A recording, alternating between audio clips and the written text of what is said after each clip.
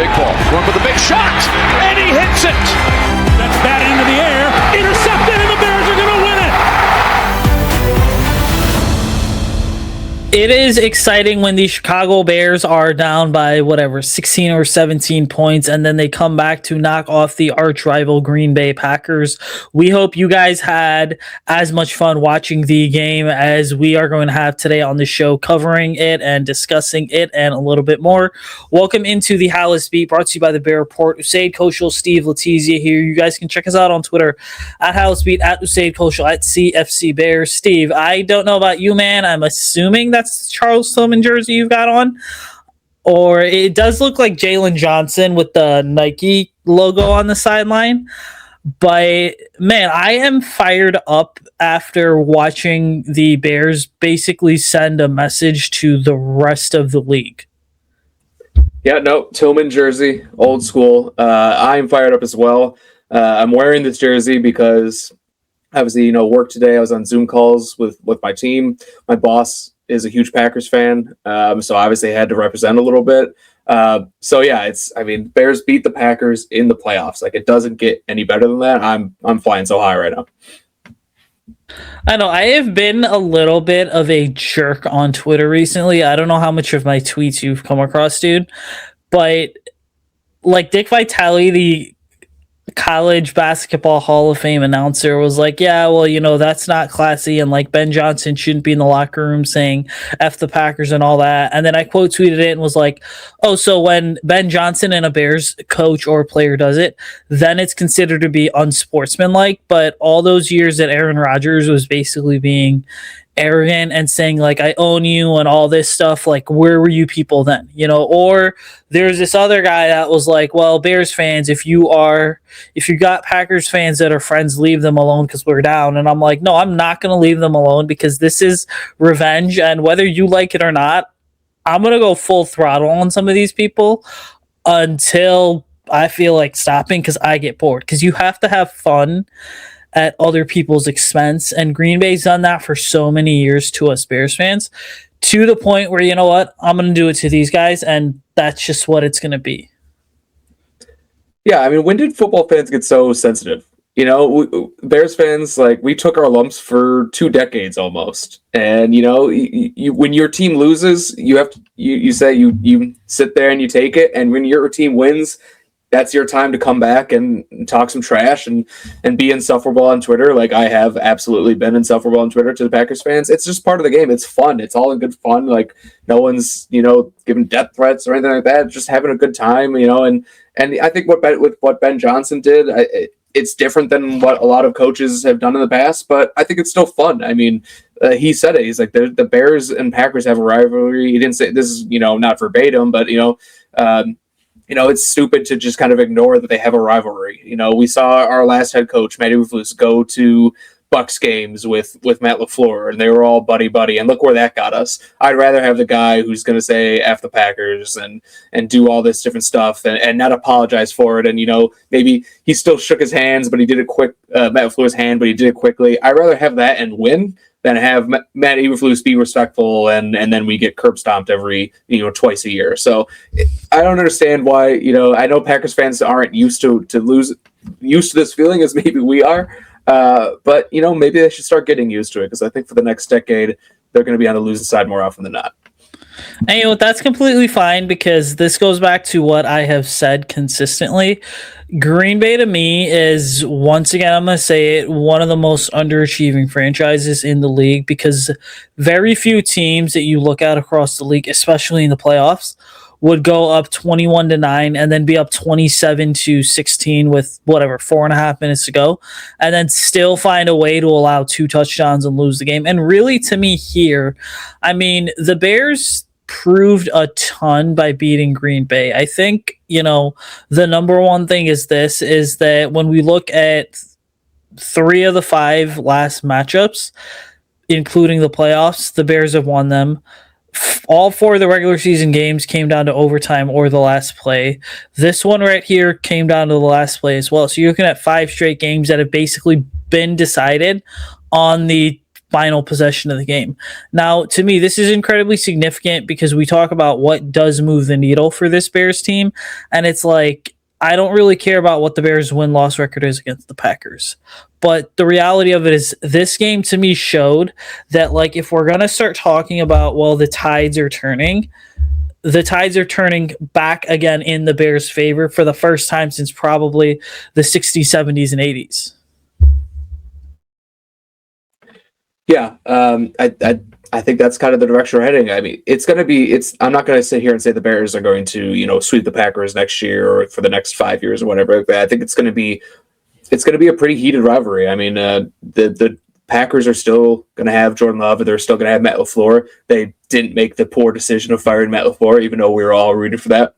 They're still going to have those guys. Michael Parsons is going to be back. They're still going to be a good team. There's still going to be a lot of back and forth on that between us. But I do think, I mean, without question, if I had to pick a franchise to, going forward for the next 5-10 years, I would pick the Bears in a heartbeat. I think you have Ben Johnson, who we think is a better head coach. You have Caleb Williams, who's an ascending young quarterback. You have Colson Loveland, who is a top 5 tight end in the league right now as we speak, has a potential to be even higher than that, next year. Everything kind of go over them. They got some work to do on the defense, but we'll handle that this offseason. But at least offensively, I mean, it's hard to pick against the Bears' future right now. It should be, they should win more often than not. But I think it's going to be a fun rivalry. For the last, previous 5-6 years, whatever it's been, it hasn't really been a fun rivalry. The Packers have been, winning most games and winning some games even, decidedly. It's going to be a fun rivalry again, which I'm really looking forward to. And I think the Bears are going to, when it's all said and done, come out as, the victor of the next 5 years. It's certainly going to be exciting to watch. I do want to get your thoughts on this. I mean, do you believe, based on the way that things transpired on Saturday night, that the Bears legitimately sent a message to the other 3 teams in the NFC? Because if we're looking at the Seahawks right now, and we're looking at the Rams, and then we're looking at the 49ers. I mean, the Bears obviously played the 49ers in the regular season, but the big thing to really keep looking at here is it's like the Bears don't have the continuity that some of these other teams do. They don't have that sort of year 1 to year 2 carryover that a lot of these teams have built over the last couple of years. And so I kind of look at this thing, and I'm curious to know what you think, that maybe the Bears' inexperience is a reason that they kind of start some of these playoff games slower than usual, but they seem to always figure it out. I think they absolutely sent a message to the rest of the division and the rest of the NFL. Going into this game, the narrative was the Bears have no chance. They're just lucky to be here. They made the playoffs. That's their Super Bowl. They're gonna finally get to the playoffs, play a real team, and not be able to win. That was the entire conversation going into this game. The Bears were at home, the division winner, a higher seed, and Vegas still had them as the underdogs. No one expected this Bears team to win because they all thought they were frauds. And the Bears came in and they did what they needed to do. They won the game. And I think with this game as well, there's kind of this narrative. Maybe narrative is not the best word to use, but I'll use it. This narrative that the Packers dominated them for majority of the game and the Bears just got lucky at the end. I think this kind of stems from the last Bears-Packers game, where they won the long pass to DJ Moore, where that was a game where the Bears were thoroughly outplayed for 58 minutes and they, came alive with 2 minutes to go, tied it up, and then won it overtime. That was not necessarily the case in this game. Even in the first half, when they were down 21-3, they were moving the ball offensively. They went for it a few times on 4th downs. There were some catches, and then fumbles / knockouts by the Packers that didn't go our way that could have easily been ruled completions. There was a miscommunication by Luther Burden and Caleb Williams that led to an interception. There was a couple other things as well, but we were moving the ball. Our offense was still moving the ball, getting into their territory. We just weren't finishing. And then the second half started and we took care of some of those mistakes and we started finishing. This was not a case of the Packers dominating us for 50 minutes and then us coming alive at the end.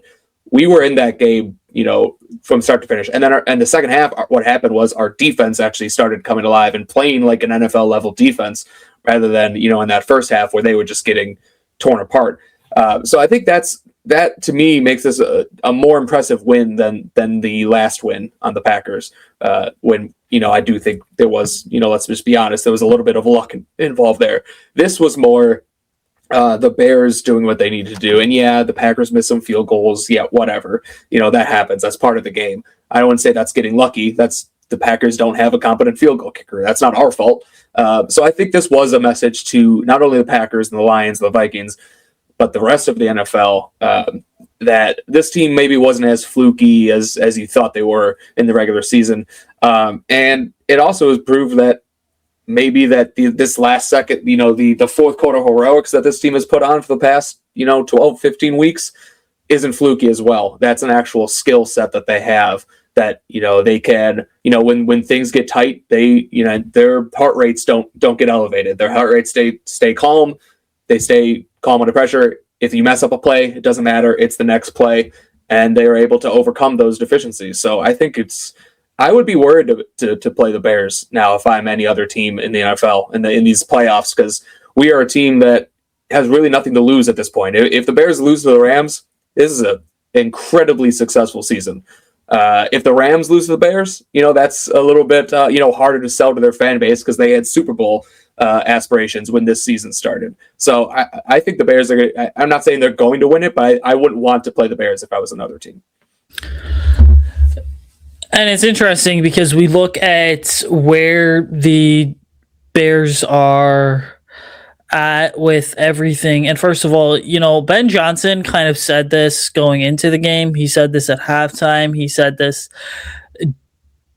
during the post-game presser as well, where it was pretty much, yeah, we need to be better in this area. We need to be better in this area. I mean, he's mentioned something about Caleb Williams, basically him and Caleb trying to be as stoic as possible. Now, the big thing is that this game really revealed how feisty of a competitor Caleb Williams really is, because this was the one time that I believe we have seen Caleb Williams in action on the sideline, rather than just your typical oh yeah, he's sitting there with the Microsoft Surface tablet in his hand. This game showed that when we hear people talk about how feisty of a dude Caleb Williams is, how he has that it factor, how he is a guy that, is going to do anything to win, how he's a hard worker. I mean, this game essentially showed it all in terms of him basically getting on Luther Burden, it seemed like, for running that route, which, again, I want to talk about that play. So, full disclosure to you guys listening on YouTube and via the podcast, we can't be using the NFL All 22 clips anymore because it's copyright stuff, so we'll figure that out. If you do follow Steve on Twitter at CFC Bears, he will have those clips up for you guys, usually the Monday after the game. I mean, but the big thing with that route right there was it seemed like Luther Burden needed to run a dig route, a 10 to 15 yard dig, or a post route toward the post. And if he does that, there's one defender there, so there's a high likelihood that he scores. And so when people got back to the sideline and everyone was on the sideline and the cameras were on Caleb and you saw Caleb basically saying, run the right route and do your job, that was not Caleb being, I guess, frustrated. That was Caleb basically being a little bit feisty and being like, dude, you just cost us 7 points there. Because Caleb's beginning to, more than anything, see the field much better than a lot of people realize. Yeah, I'm glad we're talking about this play, because I think that's exactly my takeaway was as well, is that Caleb was actually seeing the field really well. So what happened was Luther Burden, what happens, if a receiver gets a certain coverage, and, or if sees the defense maybe blew a coverage, you're taught to throw your hand up and just, go to the field if you're wide open. And that's what Luther Burden did. And I certainly see could see how he did that. But if you look at this, it looked like they were playing a cover two. I want to say, I can't remember exactly, but I believe it was a cover two. The corner who was, lined up over Luther Burden just took kind of the flat route. So he let Luther Burden kind of go past him. And if you look at the safety on his side of the screen, you look at the leverage that he was playing with, his torso was facing towards the sideline. So he was, basically almost had his back to Caleb Williams. So if Caleb would have thrown the go route to Luther Burden like Luther Burden wanted to, that safety would have been able to make a play on the ball. Maybe they still would have completed it. Maybe it would have been a pass breakup. Maybe it would have been an interception. I don't know.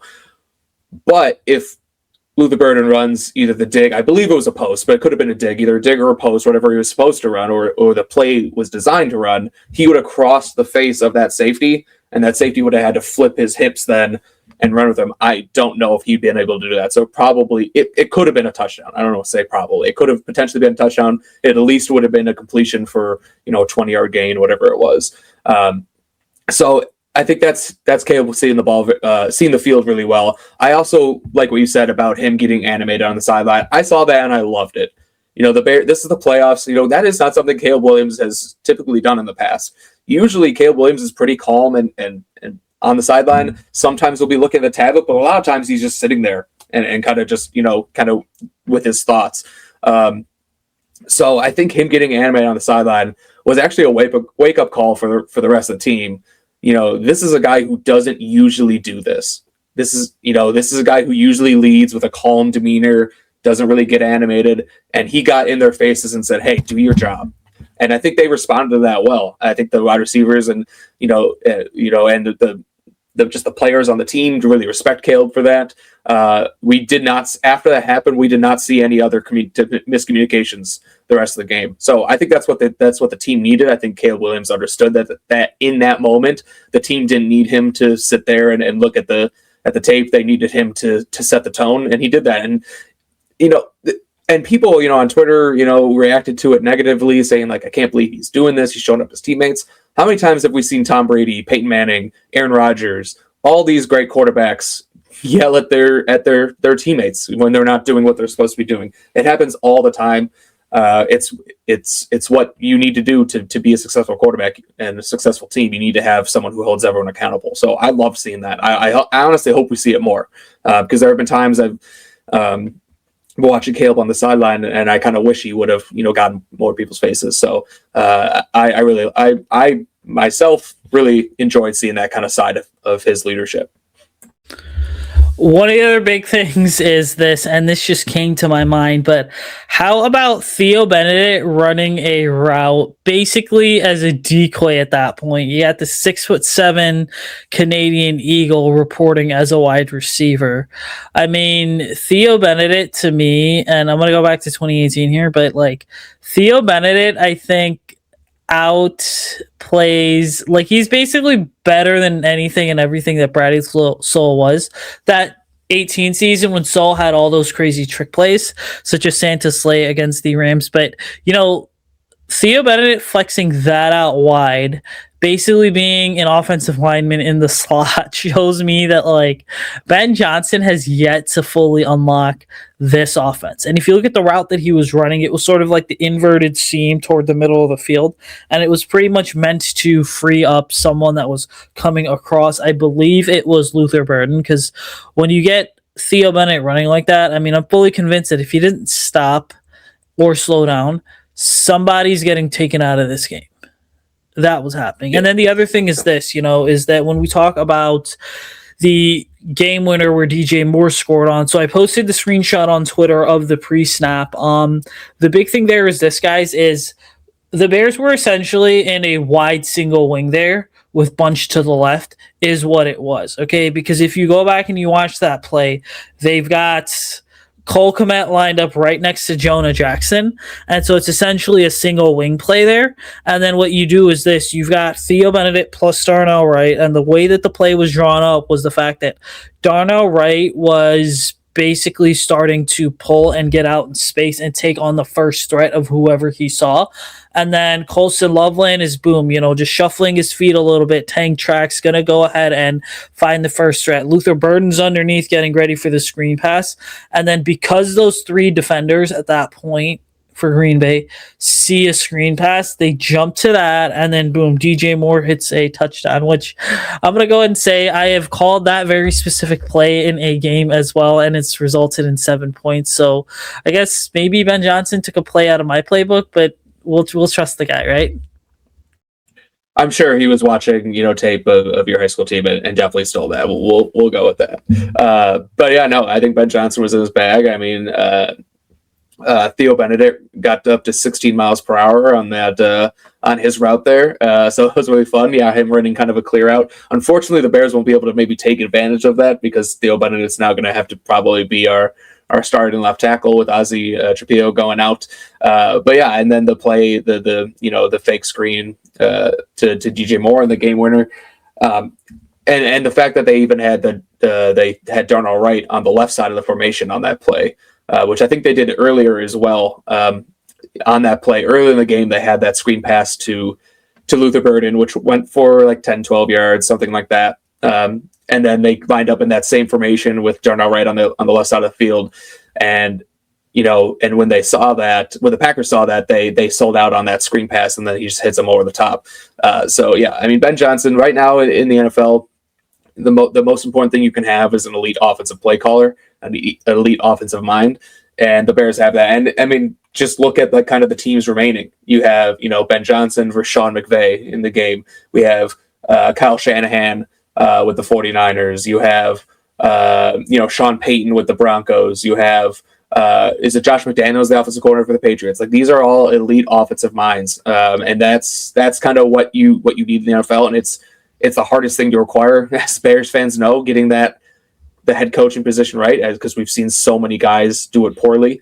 It's the most important thing you can have, and the Bears have it. And not only do the Bears have it, the Bears might have the best one of the bunch. Maybe it might be a little bit too early to say that yet. I want to see him, sustain it into next year, because we've seen good offensive minds. For example, a good one is who's the commander? Cliff Kingsbury. Cliff Kingsbury, he goes to the Cardinals, kind of, sets the world on fire. The next year with the Cardinals, not the same guy. Same thing with this year. Cliff Kingsbury, first year with the Commanders, great offense. Second year, teams kind of catch up to him. I don't think that's going to happen with Ben Johnson, but I do want to see him kind of replicated again with the Bears before I crown him as the best offensive play caller. But it's really awesome to have.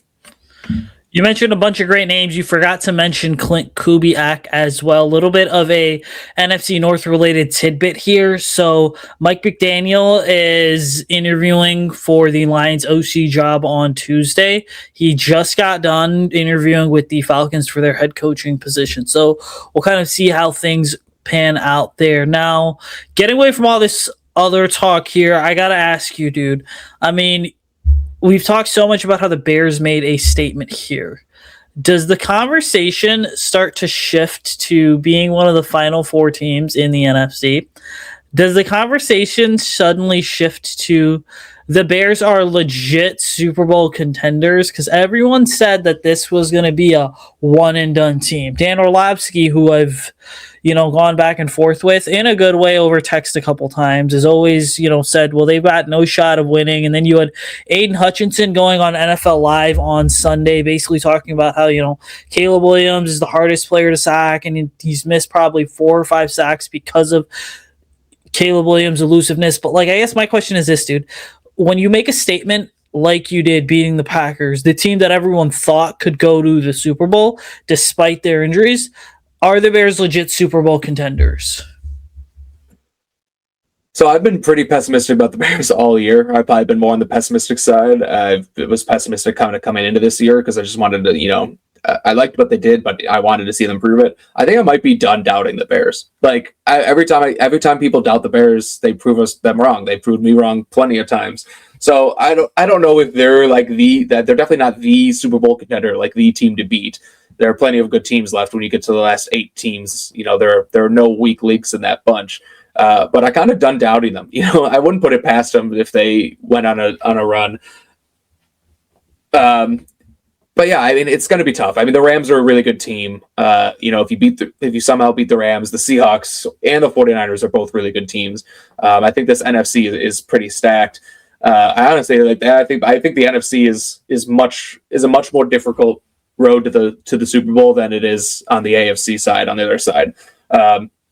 So I don't know if I think the way I would say it is there are 8 teams left, or there will be 8 teams left after they played the Steelers and Texans play tonight. And I think all 8 teams have a say to be a Super Bowl contender. I don't think you can say any of these teams are not Super Bowl contenders. They're in the final 8. In terms of the Rams game, I kind of want to take it as a one game at a time approach. I think the Bears the Bears are obviously going to be playing at home, which we know from this season. The Bears play better at home than they do on the road. It's going to be pretty cold. Ben Johnson was asked in his press conference today, are you rooting for cold weather? And he said, I like to play in the cold. And I think, the Rams are a team from Southern California. They play in a dome. They might have trouble playing in the cold weather. I think that's kind of going to be a little bit of an equalizer. I know Matt Stafford, I had a tweet today, the other day about Matt Stafford not being able to play outside the dome. And I had a bunch of people come at me saying I'm an idiot, which is, par for the course. But I think there is something to be said about that when you don't play out in the cold all the time. And then you have to come to Chicago in January and throw the ball in the cold and in the wind. So I think the Bears have a really good chance to beat the Rams. And then if they do that, then you're in the NFC Championship game. You can. They shown that they could play. They could stick with the 49ers. They just did that a few weeks ago. They ended up losing that game, but it came down to the wire. I think they can beat the Seahawks, if they need to. And the game against the 49ers, that would also be at at home as well. And then you're in the Super Bowl, and anything can happen. So, like I said, I'm done doubting the Bears, but I might doubt them just a little bit more. I don't see them winning a Super Bowl this year, but I do think they can maybe at least beat the Rams. But regardless of what, like I said earlier, regardless of what happens game against the Rams, this season has been incredible. It's been fun to watch. I'm really excited to watch at least one more game, hopefully 3 more. I will be honest with you.